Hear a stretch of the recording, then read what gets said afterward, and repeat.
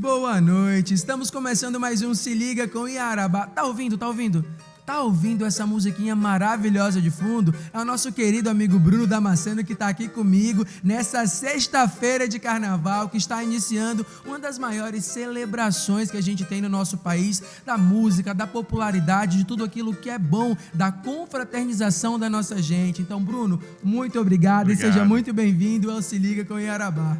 Obrigado, privilégio estar aqui com Prazer, você. boa Nessa noite, meu sexta querido. de carnaval. Sambista adora carnaval, né? Acho Então, que, como já diziam os antigos, quem não gosta de um bom carnaval, bom sujeito não é. um bom sujeito não é. E eu, como sambista, mais ainda. É uma época pra gente muito importante. É uma celebração do nosso ritmo, né? O carnaval, principalmente no Rio, né? No Brasil todo, mas no Rio, principalmente com as escolas de samba e tal, que são os celeiros de grandes sambas e tal. Então, para nós, sambistas, o carnaval é uma celebração.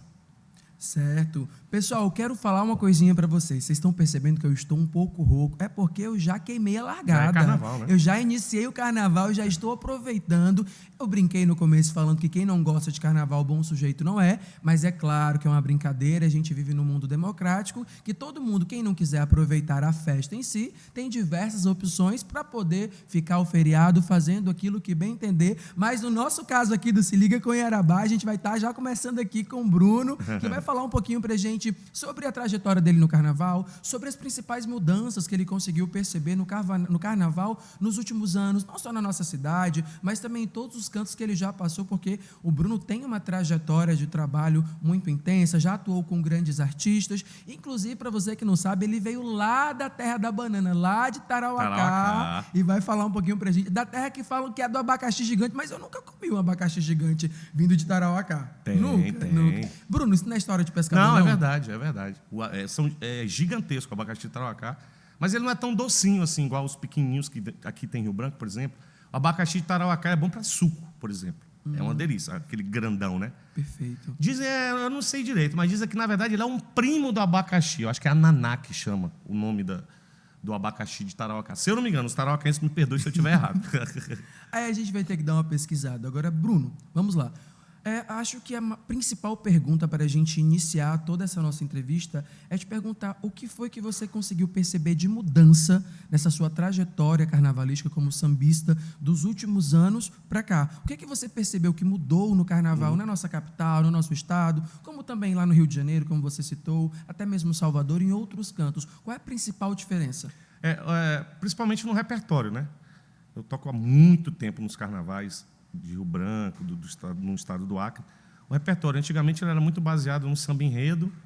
Eu lembro que, na época que eu comecei, eram 2 ritmos, basicamente. Era 3. O samba enredo, o axé da Bahia, né, que fazia muito sucesso na época, na década de 90 ali, e as marchinhas de carnaval, né? E de um tempo para cá, outros ritmos, por exemplo, a música, veio a história da música, qual é a música do carnaval do ano e tal, né?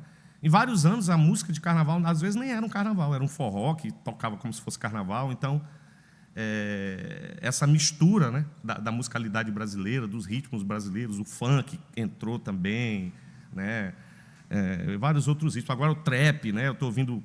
Está tendo já a briga com a música do carnaval, é um forró, é um sertanejo, é o trap. Antigamente era baseado basicamente em 3 ritmos, né? E também vejo assim, a gente sempre tem a mania de falar o carnaval como antigamente. Todo mundo gosta de divulgar carnaval como antigamente, né? Antigamente a gente ia para o carnaval porque, bem no início, por exemplo, as redes sociais, a gente tinha menos, né? Quando eu comecei a tocar, nem tinha Instagram, WhatsApp. Então a gente ia para se encontrar mesmo no carnaval, né? Para poder aproveitar. Hoje, tipo assim, a garotada muito ligada nas redes sociais, então acho que deu uma diminuída na juventude que gosta de carnaval devido às redes sociais e tal. Mas basicamente é isso. Mas basicamente repertório, eu acho que mudou muito assim. Mas sempre é divertido, sempre quando o carnaval é um carnaval da alegria, com muito respeito, né? E agora a mudança para um lado positivo, né? Aliás, as outras também não estou dizendo que era para um lado negativo, é só uma constatação. Claro. Para o lado positivo é também essa nova entendimento contra o assédio, né? Contra o assédio contra as mulheres, homofobia.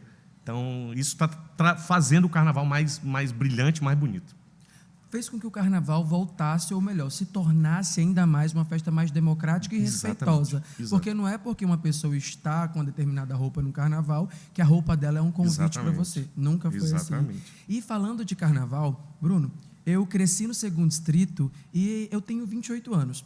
Mas quando eu era criança, ali lá por 2005, 2007, a minha mãe me levava para o carnaval na Gamileira. Gamileira. Aquele carnaval na Gamileira tinha um tipo de energia que a gente não consegue encontrar hoje. Por que você acha que a gente não consegue? Eu acho que tem a ver com aquele detalhe que eu falei do advento das redes sociais e tal, né? Eu vejo assim, meu filho, que tem 18 anos, vamos para o carnaval? Não, ele vai, não, vamos ficar aqui no computador, vou.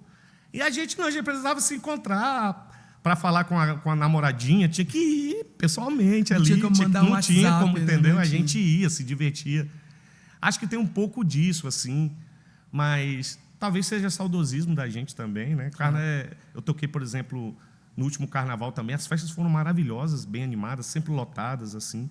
Mas acho que é isso, eu acho que essa tecnologia veio para trazer muita coisa boa, mas também distanciou um pouco as pessoas, né? Não só o carnaval, outras festas também, populares e tal, elas têm dado uma diminuída, assim. Não é público, mas eu não vejo assim a juventude em peso, uma garotada de 18, 17 anos curtindo dessa forma. Quem curte mais são as pessoas, o carnaval como antigamente, são as pessoas de antigamente, até porque a gente está vivendo um choque de gerações, Isso. onde a galera da geração Z está de fato entrando na vida adulta e aí está começando a ter uma conexão maior com a galera que são chamados millennials, que vieram antes, então aquela coisa, eu gosto de pagode, mas eu também gosto de um funk, e aí tem que trabalhar um pouco a alternatividade musical. E para você ter ideia, um exemplo, por exemplo, que vai ser assim, um espelho disso. Por exemplo, a gente às vezes toca em alguns cantos que, obviamente, tem gente de uma idade mais avançada e uma garotada mais não. Você toca machinha, a pessoa de idade. Você olha para a garotada e lá vem machinha. Então, aí você toca uma música mais nova, que desce não sei o quê, o pessoal da mais antiga, lá vem essas músicas. Então, assim. Esse choque geracional. É isso. É a galera do TikTok que gosta daquelas músicas mais previamente coreografadas, Exatamente. enquanto as marchinhas que são históricas, canônicas no carnaval, acabam não chamando tanto a atenção. Bruno, você falou de boas festas e tudo mais, e pessoal, eu quero falar uma coisa para vocês, que o Bruno, ele é o percussor de uma festa muito boa, de um samba muito bom aqui em Rio Branco, que é a Casa de Bamba. Você pode falar um pouquinho para a gente disso? Posso. Casa de Bamba, assim, é o meu xodó. Ian, o Casa de Bamba já tem mais de 17 anos. É um projeto que acontece uma vez no mês. Antigamente, no início, era lá no Casarão. Depois da pandemia, a gente passou para a Casa do Rio, que é um lugar muito legal, que tem cara de Acre, assim. Sim. A história do Acre está sempre presente lá. Já tem mais de 17 anos, assim. Eu não lembro uma edição que não estivesse lotado, assim. É um projeto. Resumindo, o Casa de Bamba, a gente tocava na noite e tal, e tinha um grande parceiro meu, que hoje mora em Brasília, que é o Érico, que é músico também. E a gente começou a ter que tocar repertório para a noite, mas os sambas de raiz que a gente gostava, Cartola, né, os cavaquinhos, fundo de quintal, a gente não podia tocar ali naquele ambiente porque é uma música... Esse exemplo que eu dei, é uma música que para uma noite de festa ela não cabia tanto. Vamos fazer um projeto para a gente tocar esses sambas da gente de raiz? A gente fez e foi sempre sucesso, já tem mais de 17 anos. E todo carnaval tem o Casa de Bamba, ele é uma vez no mês, né? Todo carnaval, essa edição é no carnaval, é sexta de carnaval, já é tradicional, é uma festa tradicionalíssima, é assim, muito legal. É um carnaval de samba, é um carnaval de samba enredo, de sambas alegres. E também a gente canta Cartola, canta os cavaquinhos. Então é um carnaval diferente aí, ó, como antigamente. Ou seja, saindo daqui dessa sexta-feira, você já vai direto para a Casa de Bamba para dar continuidade na festa que já está rolando. Exatamente. Daqui eu já vou para lá, na Casa do Rio, ali na base, né? 6 horas da noite está aberto, 8 horas da noite a gente começa a tocar e vai ser lindo, né? A gente está muito assim... Tem outras agendas de carnaval, né? Mas essa sexta-feira de carnaval, que é o Casa de Bamba, é o meu xodó, porque é um projeto da gente, da minha esposa, Renata, beijo, que me ajuda muito nisso. E ansiosos, daqui vamos para lá. Botar uma roupa mais alegre e vamos para lá. Uma roupa menos menos fechada, menos botão, uma coisa mais... Você viu que eu tô um pouco mais leve, eu tô sem roupa social, porque daqui eu também vou lá pra casa de bamba, aproveitar com consciência, com responsabilidade, isso é muito importante frisar. Bruno, uma música que eu gostaria que você falasse que não pode faltar no seu repertório lá na casa de bamba. Toca um pouquinho pra gente, porque pessoal, não tem como eu trazer o Bruno aqui e não aproveitar o talento dele. Por exemplo, carnaval, né? Essa aqui não pode faltar. E até antes ou depois do carnaval, É no balanço das ondas, eu vou, no mar eu jogo a saudade. Amor, o peito traz esperança e ansiedade. Vou navegando em busca da felicidade. Explode, explode coração na maior felicidade. É lindo meu salgueiro, contagiando e sacudindo essa cidade. Esse samba enredo aqui é estouro. Perfeito, assim, maiores, gente. E aí, como é que a gente não se anima nessa sexta-feira de carnaval com uma musiquinha dessa aqui no nosso ouvido, muito boa? E já falando de música, falando de carnaval, eu vou chamar agora o nosso repórter especial, Cleiton Camurça, que vai falar sobre o Carnaval da Base, que eu tenho certeza que é algo que vocês vão super gostar, porque, de fato, é um carnaval como antigamente, como o Bruno já estava falando.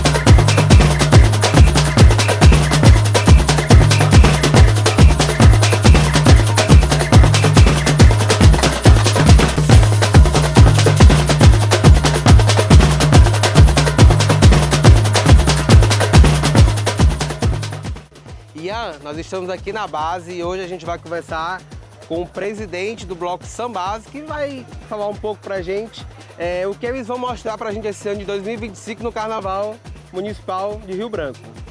Boa noite. Sambase fundada desde 1978, vem com um tema bastante diferenciado. Qual é esse tema? A gente vai falar da Revolução Acreana. Vamos homenagear Plácido de Castro, os seringueiros, né, que lutaram para esse chão virar brasileiro, hoje é acreano. Graças a Deus, a gente bate no peito com orgulho e diz que é acreano. Esse tema a gente escolheu em comunidade, a comunidade escolheu o tema, votamos no samba enredo e a gente pretende fazer um grande espetáculo com alegoria, passista, bateria pancada, que tem mais de 60 ritmistas, o bloco todo com comissão de frente. Então vai ser uma festa maravilhosa que vai ser no dia 4, na Rua Rui Barbosa. Convido todos vocês para prestigiar esse grande espetáculo, que é o maior espetáculo da terra, que é o Carnaval. Certo. Sandro, fala pra gente, como é que se chama? É um bloco? É um grupo? É uma escola de samba? Aqui em Rio Branco especificamente, nós chamamos de blocos carnavalesco.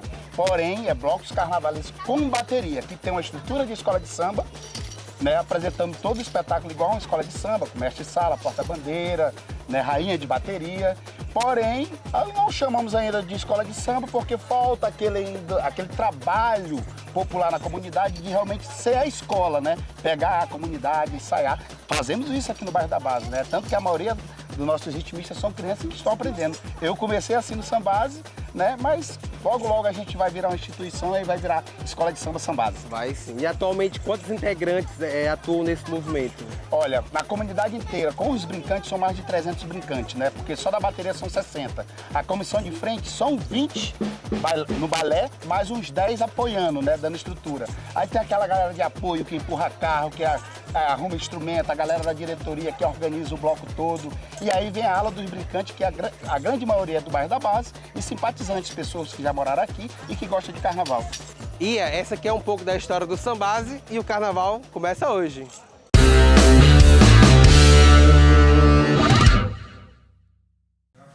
Olha aí, pessoal, isso aí foi o ensaio da Sambase, que é o samba lá da base. Estava aqui conversando com o Bruno agora sobre a importância dos bloquinhos, porque, de fato, para você se divertir, para você conseguir aproveitar o carnaval da melhor forma, é necessário que você esteja num bloquinho. Não é necessário, mas é o ideal que você esteja num bloquinho com pessoas animadas e que também queiram aproveitar, não é não, Bruno? É isso. Importante demais os blocos, né? A Sambase ali do nosso amigo Sandrinho, tem o Julinho, já fiz samba para lá. Tem a 6 de agosto, do Ligeirinho, do Tifu. São redutos de sambistas, acrianos que estão ali dentro. Tem a Vila do Fuxico, tem o Sem Limite, que eu já fui campeão com samba no Sem Limite também. É importante fazer o resgate, né? Porque você por exemplo, você é do 2º distrito ali. No Acre já teve escola de samba grandona e o 2º distrito ali também comandando ali. Era isso 15, que eu ia falar né? agora. Eu tenho um samba do 15 também que eu fiz. O 2º distrito, o primeiro distrito que me perdoe, mas o 2º distrito de Rio Branco é campeão na produção de talento de tudo quanto é forma que você imaginar. Não nego as minhas origens, nasci e me criei no bairro Cidade Nova e um abraço para o pessoal de Cidade Nova que está me assistindo nesse momento. Incrível, O 2º distrito, por exemplo, quando eu comecei a tocar, o meu começo de carreira foi lá no 2º distrito. Tinha um lugarzinho chamado Rabo da Besta ali, a gente fazia um samba ali, tinha um flutuante também que a gente tocava. E é importante, assim, por exemplo, o bloco ali, a 6 de agosto, né, que está ali no 2º distrito, a Vila do Fuxico, os meninos também, tem a Sambase, tem... Importantíssimo, sempre eu estou com eles ali, é muito legal. Já que a gente falou sobre essa questão da mudança, desse choque geracional, e a gente também está falando dos blocos de carnaval, você conseguiu perceber também uma mudança nessa questão da estruturação dos blocos, por exemplo, blocos em 2005 para blocos em 2025? Houve uma mudança muito grande nisso? Os blocos bem menos, Ian, porque os blocos, como acontece, por exemplo, no Rio de Janeiro, a escola de samba, eles têm um cunho mais tradicional ali, né? De preservar ali a raiz do samba enredo, das baterias, né? Então, os blocos eles são menos afetados, assim, eles têm menos mudanças, né? É claro que a tecnologia, por exemplo, principalmente essa história digital, né? Eles têm mais possibilidade de trazer coisas que antigamente não podiam para os desfiles daqui.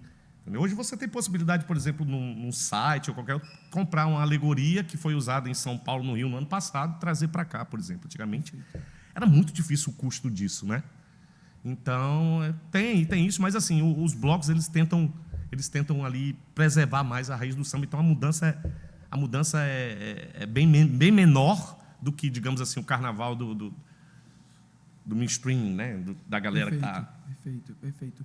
Inclusive, pessoal, gostaria de frisar e lembrá-los que neste exato momento, enquanto estamos aqui no programa Se Liga com Iarabá, está começando a festa para a escolha da realeza do Carnaval 2025 aqui em Rio Branco. Bruno, você está torcendo para alguém ou se está torcendo prefere não falar? Eu não posso falar, porque eu conheço todo mundo do Carnaval. São todos meus amigos. Aí, Os blocos, se eu falar que estou torcendo para algum... Se falar que está torcendo para algum deles, automaticamente o ciúme já vai começar. São todos meus amigos, próximos assim, então... Que vençam melhor sempre. E que me chamem para a festa. Que chame para confraternização para poder participar de várias formas. isso. Bruno, na sua opinião, agora eu vou polemizar um pouquinho. Vamos Na lá. sua opinião, qual o melhor carnaval que tem em Rio Branco? O melhor carnaval que tem em Rio Branco? Certo. Cara, é difícil. Ainda mais que eu ia puxar para minha sardinha e dizer que era o Casa de Bamba, que é o que... Você pode puxar para sua sardinha, mas... O que eu fico mais feliz em tocar, não desmerecendo os outros, é o Casa de Bamba, porque o repertório é o repertório de samba de raiz, de onde eu vim, assim, do samba, Zeca, Pagodinho, Diogo Nogueira e tal. Nos outros a gente faz uma mesclagem, toca um pouco de outras coisas, porque é necessário. Todos são muito, muito, muito bons, assim. E é sério, não é fugindo, não, mas o Casa de Bamba é muito legal. Tem um carnaval do Gran Reserva todo ano, é organizadíssimo, muito legal. O carnaval do Chiquinho Araras, ali no Araras, terça de carnaval, tradicional também, muito legal. Tem o da Bebê na segunda-feira, que já fazem, acho que uns 4 anos que eu toco, sempre lotado. Né? E esse ano vou tocar no Vermelho e Preto também, lá do Maison Borges. Vou tocar no Bloco do Sujo, que é do pessoal do Brasinha ali, que vai ser no antigo quintal dos brothers. Tomara que eu não tenha esquecido de ninguém, mas acho que é basicamente isso. Mas assim, tem uns que são novos e tal, mas assim, os tradicionais, tem o Araras, que é muito tradicional, a BB é muito tradicional, o Casa de Bamba é muito tradicional. Esses aí são... Já que você falou do E o Gran Reserva também. Já que você falou do Bloco dos Sujos, você pode explicar um pouquinho para a galera o que é o Bloco dos Sujos? Eu sei, mas eu tenho medo de falhar devido à ausência de tantas informações como o Bruno possui. Então eu prefiro que ele explique. O Bloco dos Sujos basicamente é aquela brincadeira do... Basicamente é aquilo, né? É a brincadeira dos homens... Vestidos de mulher. Vestidos de mulheres e... Hoje é bem menos, mas também as mulheres vestidas de homens, né? Aquela brincadeira, Bloco dos Sujos, né? De você... se sujar, você se descaracterizar, de você assumir uma personalidade, uma estruturação Exatamente. de aparência que não é a sua. É isso. E não é a sua. Tradicionalmente é no domingo, né? É no do domingo, carnaval, né? Frisando que no domingo a gente vai ter uma matéria especial para o próximo Se Liga, lá no Tucumã, que é o famoso bloquinho do Tucumã, que muita gente gosta de ir para lá, e que também é um carnaval que não foi citado pelo Bruno. Olha aí, pessoal, Tucumã. Bruno não citou vocês. Olha, gente. Ó, tem o da prefeitura, do governo, que esse é muito tradicional também, que Perfeito. eu não citei. É porque eu citei mais os que eu vou tocar. Que é né? no centro da cidade. Tem vários. E antigamente, Vermelho e Preto do Juventus, Vermelho e Branco do Rio Branco. Esses carnavais todos tiveram ali mãos para trazer outros carnavais hoje. Bruno, para a gente encerrar essa nossa entrevista, eu gostaria de perguntar qual a sua dica, qual o seu conselho para as pessoas que vão curtir as próximas noites de carnaval aqui em Rio Branco? Cara, muita água parece brincadeira. Parece assim que é meio um jargão que todo mundo fala, mas muita água mesmo, assim. Respeito, principalmente, né? A gente estava falando de assédio, de respeito ao próximo. O carnaval fica mais bonito assim, né? E a estrutura da justiça, da polícia também está bem mais preparada para punir esse tipo de assédio, né? Principalmente das nossas mulheres, né?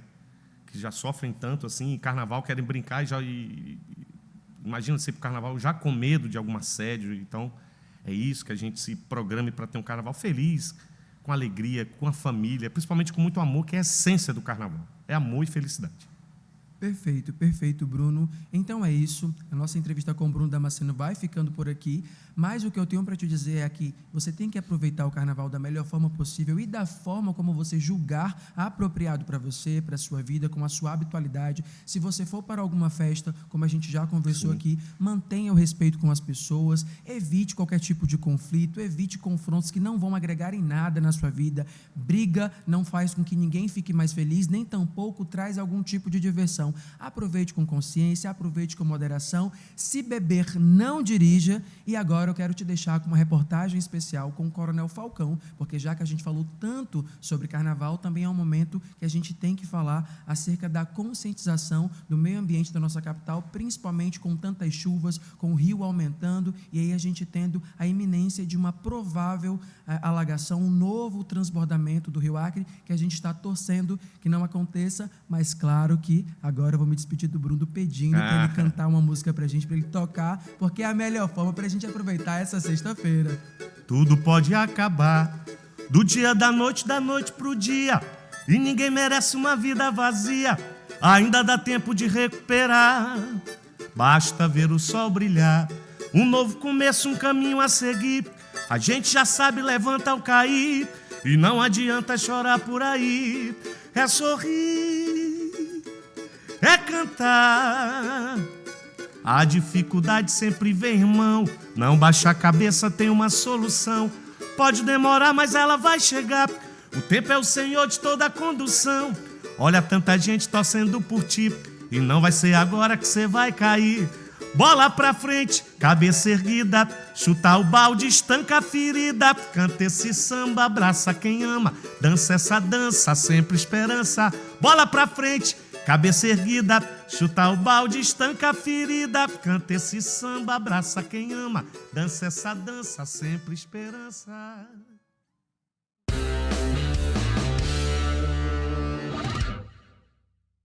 Hoje teremos um convidado um tanto quanto especial, que é o Coronel Falcão, que está aqui para conversar com a gente. Muito obrigado, querido, por ter vindo até o nosso programa, onde ele vai falar para a gente sobre as principais ações da Defesa Civil. Você que está aí me assistindo, deixa eu te fazer uma pergunta. Você sabe o que de fato é a Defesa Civil e como que é o trabalho dela ao longo do ano? Até porque eu tenho certeza, ou quase, que você só escuta o nome da Defesa Civil durante períodos de extremo, como a seca extrema ou até mesmo o transbordamento do Rio Acre. E é nesse programa que você vai entender que a Defesa Civil da nossa capital acreana é muito mais do que isso. Obrigado pelo convite. É muito importante nós estarmos aqui, até mesmo para conversar com toda essa população de Rio Branco e fora de Rio Branco, do Acre, do mundo, para dizer que a Defesa Civil não é apenas momentos extremos, né? A Defesa Civil é muito mais do que isso, né? Nós trabalhamos 365 dias do ano intensamente. Nós fazemos anualmente mais de 90 mil atendimentos à comunidade de Rio Branco, seja nos extremos, como nós colocamos, ou seja nas coisas mais simples. Então é muito importante que a gente esclareça sim para a população o trabalho da Defesa Civil, dizer que nós estamos sempre voltados para a comunidade, buscando o melhor, diminuindo danos, riscos, e informando e também prevenindo os maiores desastres que nós temos enfrentado. Perfeito. Antes de nós começarmos a entrar de fato nos outros trabalhos da Defesa Civil, eu acho que não tem como, Coronel Falcão, a gente não falar sobre o trabalho que foi desempenhado por vocês nos transbordamentos do Rio Acre nos anos de 2023, perdão, e 2024, sendo que em 2023 a gente também teve o transbordamento do Igarapé, que acabou atingindo uma área que até então nunca tinha sido atingida, e também em 2024, quando a gente teve uma outra grande enchente que mais uma vez atingiu diversas famílias. O senhor pode falar um pouquinho para a gente de como foi esse trabalho durante esses 2 anos consecutivos? Com certeza. E é bom lembrar também que nós tivemos 2021, 2022, 23 e 24 com transbordamento do rio. Então, nós não tivemos nenhum ano que não transbordou. Agora, realmente, que nós temos mais em evidência é 23 e 24. Por quê? Porque até chegar o ano de 23, nós tínhamos um recorde aqui, que era 2015, com a maior cota do Rio, que foi 15,40 naquela data. Eu vou só repetir, nós tivemos 18,40, né? E 2023 nós quase batemos esse recorde, ficou com a segunda maior inundação de toda a história, sendo que 2024 superou. Então hoje nós temos 3 pontos. Nós temos primeiramente 2015, depois 2024 e depois 2023 numa sequência. Mas lembrando também que houve transbordamento no ano de 2021 e 2022. Especificamente no ano de 2023, nós tivemos o maior desastre hidrológico que Rio Branco já sofreu. Não temos, na história de 54 anos de monitoramento, outro fato igual àquele. Eu digo isso porque alguém pode perguntar, mas em 2015 a cota foi maior, realmente, mas não teve transbordamento de igarapés.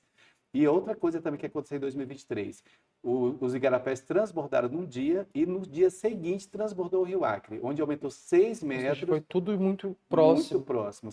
Foram 6 metros de aumento do Rio Acre em 24 horas. Transbordou o rio. Nós ignoramos aquelas etapas de protocolos de 10 metros, 12 metros, foi direto e já passamos para mais de 15 metros no dia seguinte. E aí nós alcançamos a marca máxima de 17,89 no ano de 2024. Lá em 2023 foram 17,72 metros. Nós tivemos, em 2023, 100 mil pessoas somente em Rio Branco atingidas pelo transbordamento. Então, foi uma coisa hercúlea que nós fizemos para poder atender. Agora, lembrando, Ian, que o ano passado, 24, nós abrigamos 4.100 pessoas dentro do Parque de Exposição, nós tivemos ali resgate de animais, 650 animais resgatados, nós tivemos 30 dias de abrigamentos, onde, por exemplo, só em relação à alimentação, consumo, nós consumimos 24 toneladas de arroz, 18 toneladas de carne, tanto de frango quanto de boi. Só para ter uma ideia, o público flutuante dentro do Parque de Exposição em 2024 era de 6 mil pessoas diariamente. Então, uma coisa grandiosa, onde a Defesa Civil fez esse atendimento, fez essa coordenação de atendimento, envolvendo muitas pessoas. Há dias que eu estava comandando 900 homens no socorro. Perfeito. E é muito importante a gente falar sobre isso, por quê?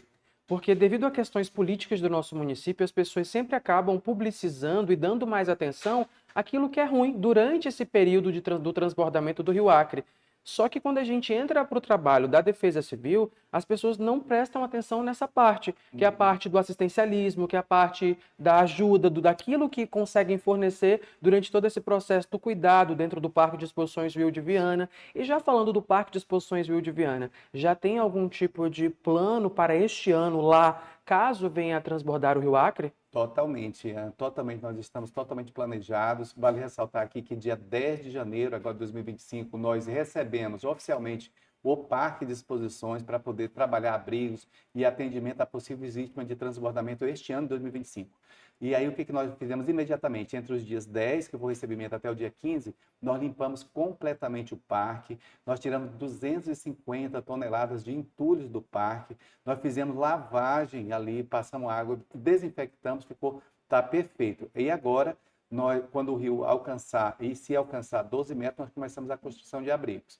E todos os locais que serão instalados, as secretarias municipais, as secretarias estaduais, com o Ministério Público, a Defensoria Pública, para dar um atendimento máximo. E lembrando que todas as pessoas que nós abrigamos no Parque de Exposição, elas têm 4 refeições diárias, tem privacidade, tem banheiros, higiene, e tem um check-up completo de saúde. Nós temos também, inclusive, a questão do lazer, do entretenimento, colocamos cinema, colocamos tudo que é possível. É de fato um acolhimento mais humanizado. É por isso, Ian, que nós somos referência nacional de abrigamento humanizado. Nós não servimos comida pronta, não recebemos marmitex, temos uma praça de alimentação onde as pessoas são realmente tratadas com dignidade. Isso é um trabalho da Defesa Civil. Nós fomos campeão nacional de abrigamento humanizado, em boas práticas, reconhecido pelo governo federal. E, enfim, esse é o trabalho que nós oferecemos para a comunidade. Nós não queremos oferecer esse trabalho, viu? Não queremos absolutamente, mas caso necessário, nós vamos oferecer o melhor serviço de atendimento, socorro e assistência que a Defesa Civil pode fazer. Até porque essas pessoas já estão enfrentando um momento muito difícil, que só o fato de você ter que sair da sua casa, que está sendo atingida por uma enchente, deixar seus móveis, pertences, para ir para um local fora da sua zona de conforto, com diversas pessoas que você não conhece, na maioria das vezes, embora vocês sempre tentem colocar ali na organização de vocês vizinhos uns próximos dos outros para criar um ambiente, uma habitualidade, mesmo assim, não é tão fácil, então é por isso que essa questão dessa humanização, desse cuidado na forma com que vocês tratam as pessoas, faz com que, de fato, esse trabalho continue sendo tão aplaudido Brasil afora. E parabéns por isso. Muito obrigado, Ian. E é só para fazer um complemento também, em relação a esse bem-estar que nós proporcionamos para a população, a gente leva seus animais para ficarem perto, porque nós sabemos que os animais hoje eles não são mais simplesmente animais, mas são membros da família. Companheiros, né? E em relação ao trauma, Ian, que você citou, é um trauma realmente das pessoas, e dizer também que há uma inovação, nós estamos inovando completamente, mas que agora nós queremos implementar um serviço de apoio psicológico após os desastres para poder atender psicologicamente que as pessoas ficam traumatizadas. Perfeito. Coronel, eu acho que eu não tenho como perder a oportunidade de não perguntar para o senhor sobre as possibilidades que nós temos de enfrentar um transbordamento expressivo, vamos dizer desta forma, esse ano. É sabido que nos últimos anos, de fato, o rio vem transbordando, transbordando, transbordando. Só que entre ele transbordar, que ele passa ali de 14 metros, que é assim que a Defesa Civil tem como transbordamento, e ele ter um transbordamento intenso que acaba atingindo diversas pessoas, existe uma certa diferença entre isso. Quais são as possibilidades daqui em Rio Branco? Eu sei que o senhor não é vidente, que o senhor não consegue prever, mas com base em estudos, em análise, em cálculos que já estão disponíveis para vocês, quais são as possibilidades que Rio Branco tem hoje de enfrentar uma nova alagação tal qual foram as anteriores? Nós temos uma possibilidades grandes de que isso aconteça. Talvez não com tanta intensidade do que aconteceu em 23 e 24, mas um transbordamento sim. E isso, como você bem colocou, não é uma situação de evidência, mas é uma questão de que nós nos baseamos em históricos, estatísticas, previsões, material que nós recebemos e pesquisamos com a meteorologia, como é que está dando a pluviometria. E nós vamos dar aqui também, Ian, um dado para que se justifique o que eu estou falando. Dia 5 de fevereiro, nós estávamos com 4,34 metros no Rio. Dia 15, ou seja, 10 dias depois, nós chegamos a 11,34 metros. Então, em 10 dias, o Rio Acre aumentou 7 metros. E nós saímos da casa dos 4 metros para 11. E agora, de 11 para ter um transbordamento, são 3. Então, imaginemos que depois do dia 15, mais 10 dias, chova tão intensamente quanto choveu antes e aumente mais 3 metros, já temos transbordamento. Por isso, a possibilidade de termos isso é uma possibilidade grande, uma possibilidade realmente real e verídica que nós podemos ter. Agora, independente de ter ou não ter, o que a Defesa Civil não pode pensar é que não haverá. Nós vamos sempre trabalhar com o pior cenário, esperando que o melhor cenário aconteça. Porque a partir do momento que nós temos essa ilusão de que não haverá um transbordamento, a gente relaxa e deixamos de prestar o socorro adequado. Quero lembrar também todos que estão aqui assistindo em casa, que dia 31 de janeiro nós fizemos um mega simulado aqui na capital, inclusive com a presença de aeronaves. Nós tivemos viaturas pesadas, leves, administrativas, aeronaves, embarcações e a mobilização de 300 homens, juntamente com o Corpo de Bombeiros, secretarias municipais, para testar o nosso poder operacional de atender. Então, caso venha acontecer, nós temos esse poder operacional de atender. Evidentemente que nós não queremos, traz muito transtorno para todo mundo, o município para e tem grandes prejuízos econômicos, mas, de qualquer maneira, a Defesa Civil não pode pensar de uma outra maneira a não ser que podemos ter um desastre, porque nós temos recorrente. Então, a gente está preparado para isso, Ian. Até porque a gente consegue medir a capacidade de uma boa gestão de uma pasta quando o gestor sempre antecipa o pior cenário para se preparar para aquilo. Sim. Eu lembro que, acho que há uma semana atrás, o senhor acabou compartilhando em um grupo de notícias que, inclusive, nós do Alerta Cidade, que eu também faço parte do Alerta Cidade, está presente, onde afirmava que no começo de fevereiro de 2015, o Rio Acre estava com 5 metros e alguns centímetros, que eu não vou me recordar com exatidão. 2015 é o ano da nossa maior enchente. E o senhor publicou isso justamente para que as pessoas tenham a ciência de que não é porque o rio está seco que significa que não vai haver transbordamento. Até porque o rio este ano estava ali em 11 metros, 10 metros, fica oscilando nessa faixa. Na data que anos anteriores que tiveram alagações intensas, ele estava muito mais seco. Então, a gente tem sim que ficar alerta. O senhor pode explicar um pouquinho para a gente sobre isso?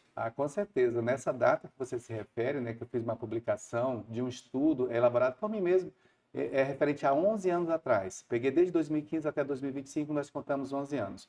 Então, exatamente nas duas maiores enchentes que nós tivemos, que foi 2015, é o primeiro lugar, e segundo lugar, 2024, o Rio Acre apresentava na mesma data, essa data foi dia 13 de fevereiro, no dia que eu publiquei esse estudo.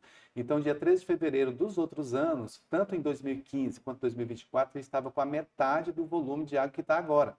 Então, de qualquer maneira, em 2021, ele estava praticamente com a mesma marca do dia 13 de fevereiro deste ano.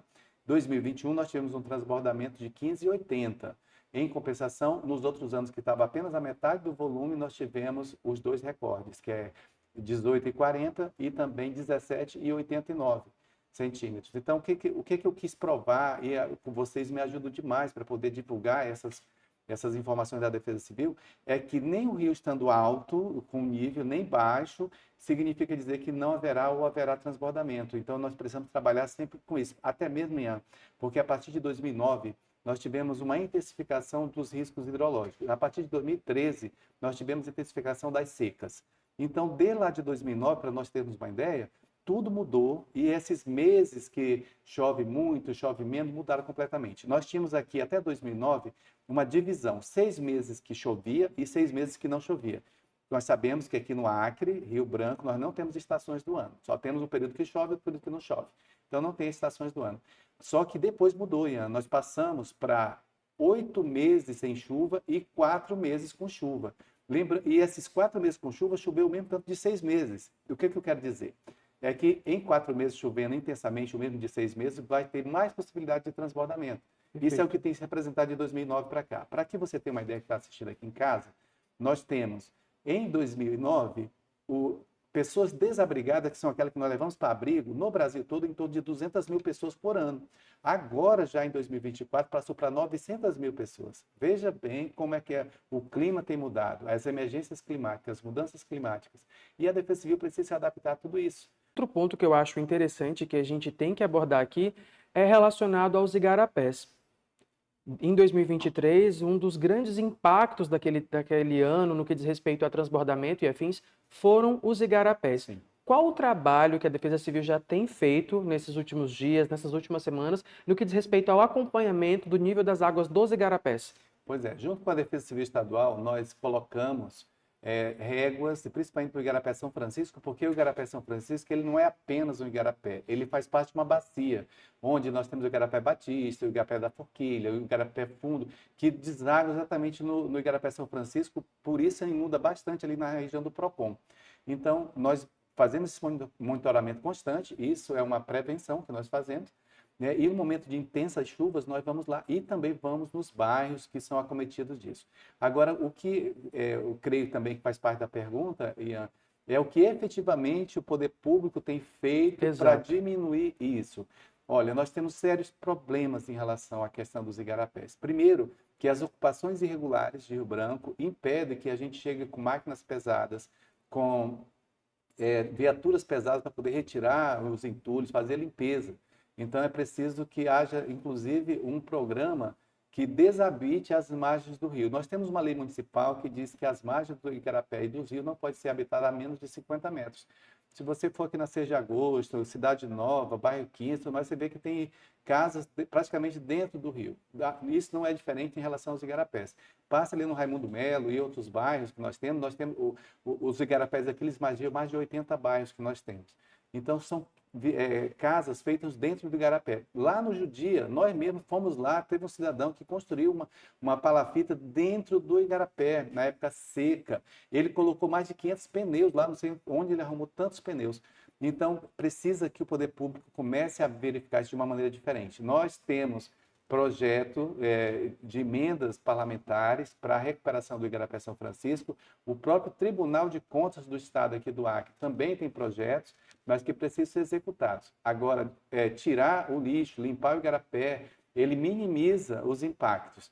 Mas, no meu ponto de vista, como gestor de risco e também administração de desastre e socorro da capital, eu digo que efetivamente a solução seria a retirada de famílias, de pessoas. Durante a primeira gestão do prefeito João Bocalon e que eu também comandei a Defesa Civil, estou comandando ainda, nós retiramos 600 famílias dessas áreas e que já melhorou um pouco, mas agora a intenção nessa gestão atual é que a gente retire pelo menos mais 1.500 famílias. Lembrando que se tirarmos, vai somar 2.100, só que nós temos 5.000 famílias nessa situação.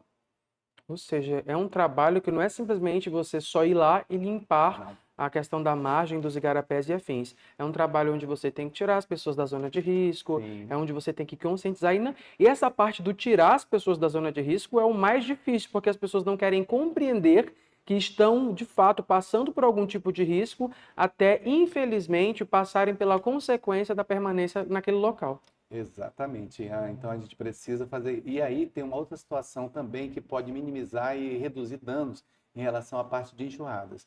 E é onde a gente pede a colaboração que é integrante, como você perguntou, o que a população pode fazer nesse momento.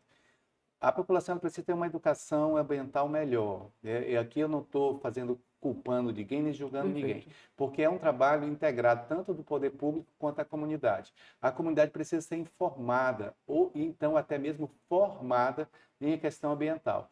As pessoas descartam lixo em locais inadequados, pessoas que constroem dentro do rio, pessoas que desviam o curso de esgoto, uma série de situações que a população faz, às vezes, mesmo sem perceber e às vezes sem ter a ciência daquilo ali. Tudo isso contribui para, no momento de muita chuva, acabe acontecendo grandes desastres. Então, a população ela é parte integrante disso. E outra coisa, nós já temos estudos feitos, eu estudo muito isso, todas as pessoas que habitam esses locais de risco são as pessoas menos favorecidas socialmente. E qualquer construção feita em área de risco, ela tem o triplo do valor de uma construção feita numa área segura. E as pessoas não têm essa condição. Então, acabam se colocando em risco por uma questão de uma habitação ou outra. E o poder público precisa fazer isso. E os gestores, quando eu falo aqui de gestores do município, do estado e do contexto geral, precisa ter coragem para enfrentar esse problema, né? Porque desagrada muita gente. A Defesa Civil mesmo fiscaliza mais de 8 bairros, 24 ruas, para não ter ocupação irregular, sem colocar outros mapeamentos que nós temos. E, normalmente, às vezes, o serviço de segurança que nós prestamos não é bem compreendido pela sociedade, principalmente pelas aquelas pessoas que são sensacionalistas e querem desvirtuar um trabalho de segurança que nós realizamos. Perfeito. Quando a gente retira uma pessoa do local, a pessoa acaba fazendo um vídeo, já coloca nas redes sociais, colocando a Defesa Civil ou mesmo a Prefeitura de Rio Branco numa situação desfavorável. Como se fossem monstros. Como se fosse. E, na realidade, não é isso. Agora, o que nós precisamos, e que a Prefeitura de Rio Branco já tem esse planejamento, o governo do Estado também está fazendo esse planejamento, são habitações populares. Agora, nesse instante, há um projeto já do prefeito João Bocalão para a construção de em torno de 2.400 unidades habitacionais, onde 1.500 delas serão destinadas a pessoas de área de risco.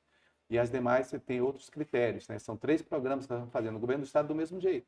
Então, a gente precisa tirar essas famílias, colocar em local seguro e congelar aquela área e fiscalizar para que ninguém volte para lá.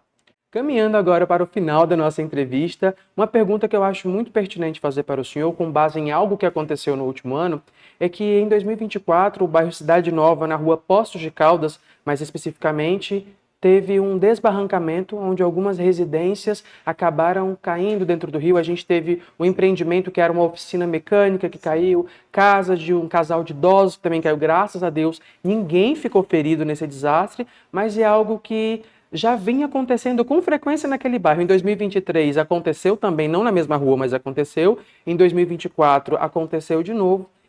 Qual o seu recado para a população que mora perto do rio no que diz respeito ao bairro Cidade Nova? O que está acontecendo ali de acordo com estudos? Nós temos muitas erosões apresentadas no bairro Cidade Nova, que é o que nós estamos falando aqui, mas nós temos em diversos outros bairros. Toda a margem do rio, nós não temos aqui um solo, por exemplo, rochoso, nós temos um solo extremamente arenoso. Isso com as altas e baixas do rio, ou seja, enchente e vazante, se agrava. Além disso, se estende mais ali para o bairro da Base, 6 de agosto, bairro 15, inclusive, que são locais que têm muitas erosões. Então, as pessoas que moram nessas margens, elas precisam buscar, né, seja através do poder público ou dos seus meios próprios, mudar desses locais. Aquelas pessoas que habitam as margens do Rio Acre, especialmente nesses bairros que nós citamos aqui, e que estão a menos de 50 metros, menos de 30 metros da margem do rio, podem ser acometidas de erosões e colocar em risco a sua própria vida, além do seu patrimônio. Então, é preciso que se unam população e gestores públicos, poder público, para poder retirar essas pessoas. Isso é um ponto, né? Enquanto isso não acontece, essas pessoas precisam ter em monitoramento constante, verificar como é que está a erosão, coloque lá uma marca, faça isso manual, né? Coloque lá uma estacazinha, vê se essa estaca já alcançou, enfim, comunique à Defesa Civil. Nós atendemos através do número 193, que é do Corpo de Bombeiros de Emergência, e a gente vai até o local, faz a vistoria, se for preciso, retira essas pessoas de lá, coloca no local seguro, para que evite principalmente perdas de vida. Mas, infelizmente, Ian, é uma situação bem grave. Nós temos muitos locais com desmoronamentos, deslizamento de terra, não apenas residencial, mas patrimônio histórico, que é o caso ali do Novo Mercado Velho. Perfeito. Nós temos também parte comercial, que vem ali no Raimundo Escócio, que sofre da mesma situação. Do outro lado do Raimundo Escócio, ali, para quem não sabe, Raimundo Escócio fica bem ali perto da ponte, como é conhecida aqui em Rio Branco, a ponte de concreto, né? Ali, aquela ponte nova. E do outro lado, da mesma maneira, onde tem comprometimento de empreendimento, você acabou de falar de empreendedorismo, que é muito difícil, então pessoas que empreendem acabam sofrendo isso, aqueles comerciantes que estão ali no novo mercado velho, muito complicado, e que são empreendedores. Mas que a gente vá buscar soluções, junto com você, comunidade, para que a gente possa melhorar toda essa situação, Ian. Perfeito. E por último, eu gostaria que o senhor desse um recado para a população em geral da nossa capital acreana, de que elas podem contar de fato com a Defesa Civil caso venha a haver um transbordamento do Rio Acre em 2025. Exatamente. Eu quero dizer que eu sou o coronel do Corpo de Bombeiros, eu tenho mais de 30 anos de experiência em relação à parte de socorro, de resposta, e dizer para a população que todo o meu conhecimento nessa área, né, que além de ser militar do Corpo de Bombeiros, também tive alguns anos de Polícia Militar, mas especialmente o Corpo de Bombeiros, nós estamos colocando à disposição da população. Nós fazemos a mobilização das secretarias municipais, todas elas para poder colocar à disposição do socorro. Nós esperamos que não aconteçam desastres maiores, mas se acontecer, nós estamos preparados. E aqui eu quero também fazer justiça ao Corpo de Bombeiros, que é o nosso parceiro ali, que é... Eu sou do Corpo de Bombeiros, né, mas nesse momento eu estou emprestado para o município, agradeço aqui o convite do prefeito, para poder prestar esse tipo de socorro. Dizer que a Defesa Civil, ela, como nós falamos aqui no início do programa, ela não apenas atua em momentos de desastre hidrológico e também secas, mas diariamente nós temos mais de 230 naturezas de ocorrências diferentes atendidas pela Defesa Civil. Então nós estamos envolvidos em tudo que é situação, até mesmo você, construtor, que você precisa de um alvará de construção, um empreendedor, é preciso passar pelo estudo da Defesa Civil para que o seu empreendimento não desmorone futuramente. Vou dar um exemplo aqui que todo mundo conhece, ali na entrada da Transacreana, no antigo Hotel Comfort, ali nós fizemos uma orientação ao proprietário, insistiu e agora quebrou. Então a Defesa Civil faz esse papel também. Nós estamos envolvidos diretamente na parte de meio ambiente, né, para verificar os extremos do clima. Nós atuamos tanto na seca, quanto na inundação, quanto nas altas temperaturas, que é um fator agravante nesse instante de mudanças climáticas. O calor mata as pessoas, né? Nós atuamos na área de saúde, nas epidemias, enfim, é um monte de coisa que a Defesa Civil faz e que às vezes a população não tem o conhecimento. Nós estamos ali mais nos bastidores, mas dizer que nós estamos preparados para atender muito bem a população de Rio Branco. Saiba que a Defesa Civil, que na realidade Coordenadoria Municipal de Proteção e Defesa Civil, está à disposição dos senhores para poder atender da melhor forma possível.